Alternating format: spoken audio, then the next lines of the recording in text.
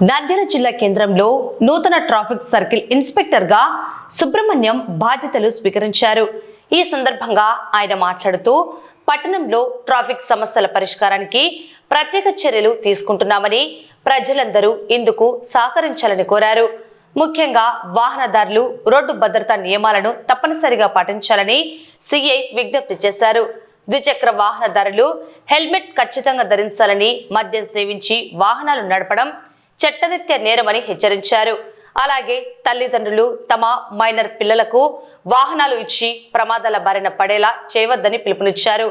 నిబంధనలు ఉల్లంఘిస్తే కఠిన చర్యలు ఉంటాయని స్పష్టం చేస్తూ రోడ్డు ప్రమాదాల నివారణకు ప్రజలు, యువత పూర్తి స్థాయిలో సహకరించాలని నూతన ట్రాఫిక్ సిఐ ఆర్జే సుబ్రహ్మణ్యం కోరారు. నా పేరు ఆర్జే సుబ్రహ్మణ్యం, 98 బ్యాచ్ నాది. ఈరోజు నంద్యాల ట్రాఫిక్ పోలీస్ స్టేషన్ కు ఛార్జ్ తీసుకోవడం జరిగింది.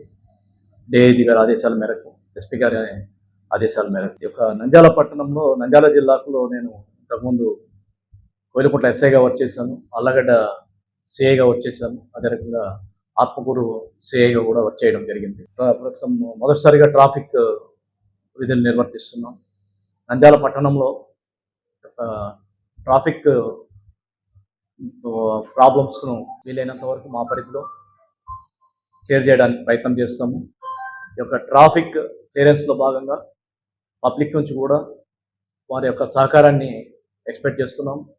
దయచేసి ప్రతి ఒక్కరు కూడా విధిగా హెల్మెట్ ధరించడము, అదే రకంగా తాగి వాహనం నడపకపోవడము, మైనర్ డ్రైవింగ్ చేయకపోవడము, ప్రాపర్ పార్కింగ్ చేయడం, అదే అజాగ్రత్తగా అతివేగంగా వాహనాలు నడుపుకోవడం, ఇవన్నీ చేస్తే ప్రమాదాలు తగ్గుతాయి.